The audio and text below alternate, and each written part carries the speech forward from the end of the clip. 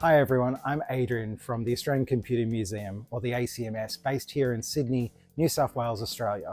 At the ACMS, we have one of the largest digital equipment corporation collections anywhere in the world. We were founded in 1994 by many people, including Max Burnett, one of the first employees of Digital Australia. DEC was founded in 1957 in Maynard, Massachusetts, and grew to be one of the largest computing companies in the world. In our collection, we have a significant amount of documents, computers, and training material. And today, we're going to present some of that training material to you in the form of old VHS tapes. So, please sit back, relax, and enjoy. Thank you.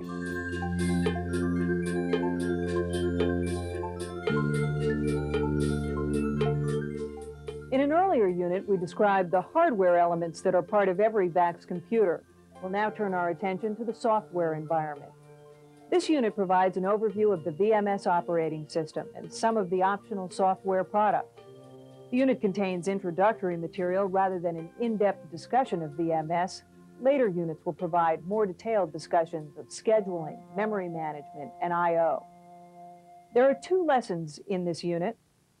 The first lesson examines two important attributes of the VMS operating system: its layered design and its modular construction. The second lesson explains how VMS responds to interrupts and exceptions. We'll look at the differences between interrupts and exceptions and give several examples of each.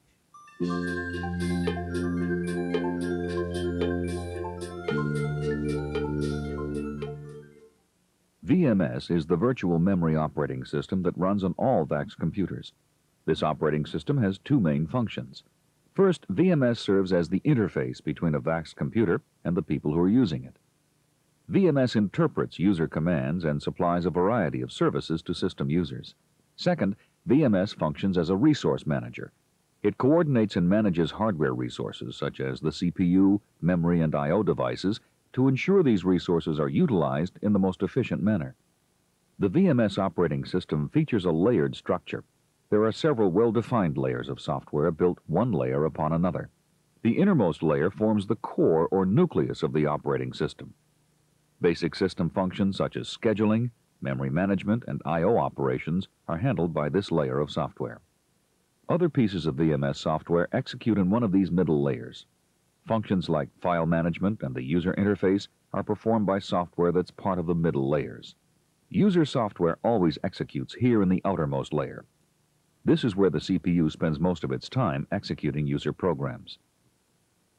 In VAX systems, the different software layers are implemented through the use of four processor access modes, referred to as kernel, executive, supervisor, and user. Kernel mode corresponds to the innermost layer of software. User mode is associated with the outermost layer. The Processor Status Longword Register, or PSL, indicates which mode the CPU is currently operating in. For example, if the CPU is running in user mode, bits 24 and 25 are both 1. If the CPU switches to kernel mode, the binary value stored in bits 24 and 25 is automatically updated to reflect this change. Why is it necessary to switch the CPU from one mode to another? Each access mode defines a different set of privileges for the CPU. These privileges determine what kinds of operations the CPU is allowed to perform. Kernel mode is the most privileged of the four modes, whereas user mode is the least privileged. In user mode, only a subset of VAX instructions can be executed. Privileged instructions like halt are excluded from this subset and cannot be executed while the CPU is operating in the user mode. User mode also restricts the CPU's ability to access certain portions of memory. While operating in this mode, the CPU is allowed to access some parts of memory, but it's denied access to other parts that are used by VMS. This protects operating system code and data from user programs, which always execute in user mode. In kernel mode, the CPU can execute the entire VAX instruction set, even privileged instructions such as halt. Also, all memory locations can be referenced without restriction. So the CPU has full use of memory as long as it's operating in kernel mode. These change mode instructions are used to switch the CPU from one access mode to another. There are 4 instructions, one for each target mode. The change mode instructions allow a process to request a system service that runs at a more privileged mode than the requesting process. A system service is an operating system routine that may be called to perform some desired function, such as I/O. As an example, suppose a process is executing in user mode. At some point, this process could request an I/O system service which runs in kernel mode, the most privileged of the 4 access modes. When the system service is requested, a change mode to kernel instruction is used to transfer control to the service routine. This instruction automatically changes the processor's access mode from user to kernel. Thus, the operating system can switch the CPU to a more privileged mode to obtain a system service. After the system service is performed, a return from exception or interrupt, or REI instruction is executed. This returns control to the user process and switches the CPU back to user mode. Executing the REI instruction is the only way in which the access mode of the CPU can be decreased. To recap, the processor access modes define different privileges and layers of protection for various parts of the operating system. Software modules which execute in kernel mode can protect their code and data from software that's running in one of the less privileged modes. We'll now look at another attribute of VMS, its modular construction. The VMS operating system can be viewed as a collection of independent pieces or modules. Each software module performs a specific function. For example, the scheduler determines which process gets control of the CPU. The scheduler keeps track of the processes that reside in memory and are in a computable state, and ensures that CPU time is properly allocated among most of these processes. So the CPU is managed by the scheduler, a component of the VMS operating system that always runs in kernel mode. Memory management is the responsibility of 2 VMS components, the pager and the swapper. Both execute in kernel mode. The pager manages the use of memory by bringing pages into physical memory as their contents are referenced by the CPU.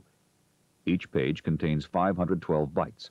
The pager is activated whenever an image executing within the context of a process references instructions and data that may be located somewhere on disk storage.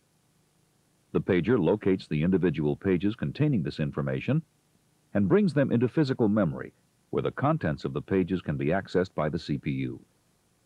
Thus, the pager manages the use of memory by transferring pages into physical memory from disk storage. The swapper also manages physical memory, but on a larger scale. It moves or swaps entire processes into or out of memory. In this way, the swapper allows the VAX system to accommodate more processes than can fit in memory at any one time. The scheduler, pager, and swapper all run in kernel mode. Device drivers and some system services also execute in this mode. As explained earlier, a system service is a routine or procedure that may be called by a user process to perform some basic function. VMS offers users a wide variety of system services which are initiated by system service calls. The system service routine may be called directly by the user process, or the system service can be requested by the VMS operating system on behalf of a user process. In either case, this routine performs the service or function requested by the user process. QIO is an example of a system service routine that executes in kernel mode. Processes can call this system service when they need to request an I/O operation. The QIO service checks the validity of each I/O request and places all valid requests in a queue for further processing. Because I/O requests may be generated faster than most devices can service them, they are held in the queue to await their turn. QIO works closely with another component of VMS called a device driver. The device driver takes I/O requests from the queue and initiates the I/O operation requested by the calling process. In other words, the device driver translates each I/O request into commands and setups recognizable by a specific type of peripheral device. This completes our discussion of the VMS modules that execute in kernel mode. We'll now look at executive mode.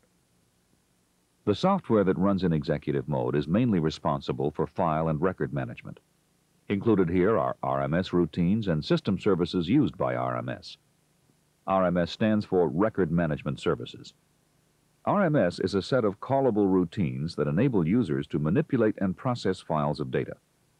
For example, it's possible to open a file, close it, delete files, or read files by calling the appropriate RMS routine. So if someone invokes a command to delete a specific file, RMS is the system service that actually performs the file deletion. Supervisor mode is the next layer of VMS software. The command language interpreter is the main component that runs in supervisor mode. System users communicate with the VMS operating system through the command language interpreter. The user asks VMS to perform certain actions by entering commands that are recognized by the command language interpreter. For example, commands exist that allow a user to create directories and manipulate files of data, develop and run programs, send and receive mail messages from other system users, and obtain various kinds of information about the VAX system. These operations are performed through the command language interpreter, which runs in supervisor mode. All user-written code is restricted to user mode, the least privileged of the 4 access modes. This protects the other layers of VMS software from being changed or overwritten by user programs. Program development tools, editors, and assorted utilities also execute at the user level. This completes our overview of VMS and its various layers of software.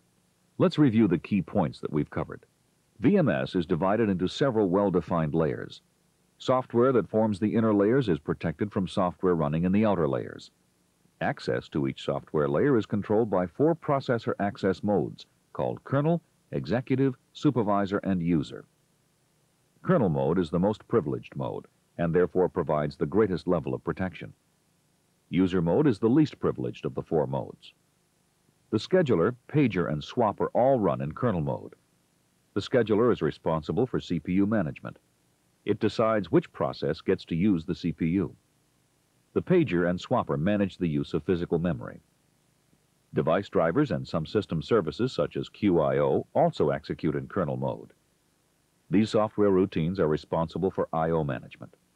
They service I/O requests and control I/O operations in various types of peripheral devices.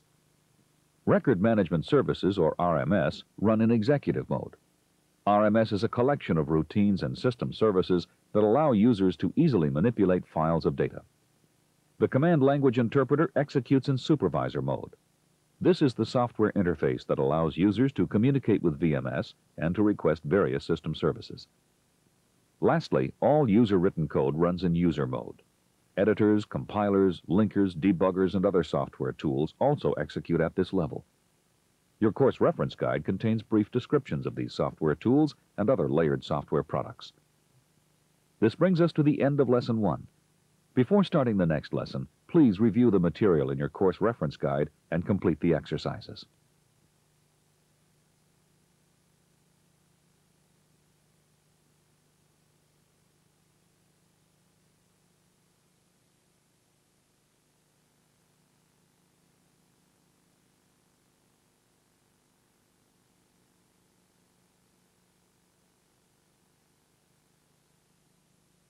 While the CPU is executing an instruction, certain events can occur, either internally or externally, which require the attention of the operating system.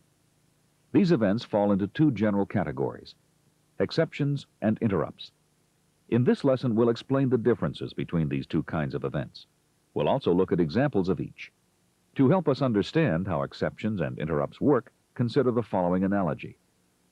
Picture yourself seated at a desk reading a report. While reading the report, you come to a word you're not familiar with. What action might you take? Well, you could mark your place in the report and then use this dictionary to look up the meaning of the word. Pausing to look up an unfamiliar word is an example of a synchronous event. That is, it occurs as a direct result of your act of reading. Now imagine that you're once again reading the report when suddenly the telephone rings. In this case, the unexpected phone call interrupts your reading. The phone call is an example of an asynchronous event. It's caused by some external event that's unrelated to your reading. Now let's apply this analogy to exceptions and interrupts in a VAX system. Exceptions are similar to finding an unfamiliar word while you're reading. Exceptions are caused by synchronous events internal to the CPU. They occur as a direct result of executing instructions. An exception is generated when the CPU detects an incorrect result, an illegal memory reference, or some unusual condition attributable to a particular instruction. Some of these conditions terminate the program and issue an error message. Others allow the program to resume after the operating system clears the exception condition. Interrupts, on the other hand, more closely resemble the disturbance of the ringing telephone. Interrupts are asynchronous events. They're caused by external conditions, such as completion of I/O operations that occur independently of the program being executed. Simply stated, an interrupt notifies the CPU that an event has taken place in the system that must be attended to. For example, while the CPU is executing a user program, this printer may enter a ready state, awaiting data from the CPU. The printer notifies the CPU that it needs servicing by issuing an interrupt request. At some convenient point, the CPU suspends execution of the user program and begins executing an interrupt routine to service the printer. While processing this interrupt, the CPU executes in kernel mode, the most privileged of the 4 processor access modes. It also uses a special stack called the interrupt stack. Now that we've explained how interrupts differ from exceptions, let's look at some examples. The VMS operating system is called upon to handle a variety of exception conditions. These exceptions fall into 3 distinct groups: traps, faults, and aborts. Each type of exception is distinguished by 2 attributes. First, when does the exception occur in relation to the current instruction? Is the condition detected in the middle of the instruction or at the end when the final result is available? And second, can the instruction be restarted after the condition causing the exception has been attended to? We'll now examine traps, faults, and aborts in relation to these 2 questions. An abort occurs in the middle of the current instruction, before the CPU obtains the final result. This type of exception leaves the registers and memory in an indeterminate state. Therefore, the aborted instruction cannot be restarted because it would produce unpredictable results. Faults, like aborts, can occur in the middle of the current instruction. However, the effects of a fault are very different. A fault leaves the registers and memory in a consistent state, which accurately represents the state of the suspended process. So, a faulted instruction can be restarted after the operating system clears the condition that produced the fault. For example, suppose an instruction references an operand contained in a page that resides on disk storage. Because this operand cannot be read directly from memory, the CPU generates a page fault exception and stops executing the instruction. The page fault activates the pager, which is responsible for servicing this type of exception. The pager locates the page containing the operand and copies the entire page into memory, where its contents can be accessed by the CPU. The instruction which caused the fault can then be restarted. This time a page fault will not occur because the operand is located in physical memory. Thus, it's possible to restart a faulted instruction after the exception condition is removed. Traps represent our 3rd group of exceptions.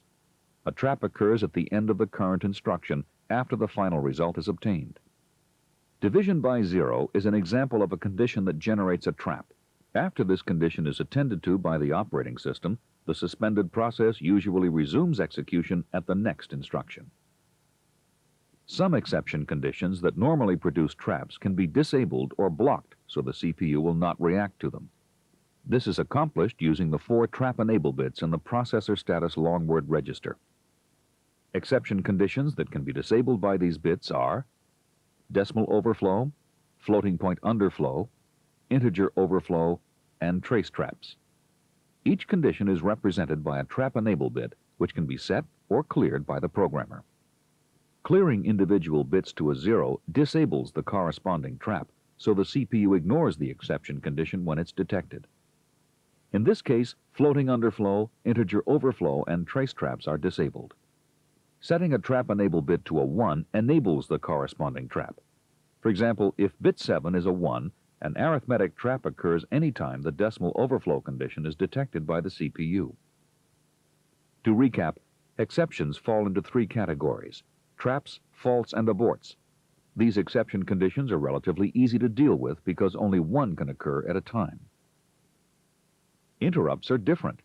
It's possible for several interrupt requests to be delivered to the CPU at the same time. Because these requests can originate from a number of sources, a mechanism is needed to decide which interrupt is serviced first. In VAX systems, the CPU has 31 interrupt priority levels numbered 1 through 31. This allows the CPU to arbitrate multiple interrupt requests based on their assigned priority level. The higher a requester's interrupt priority level, the sooner that interrupt is serviced in relation to other pending requests.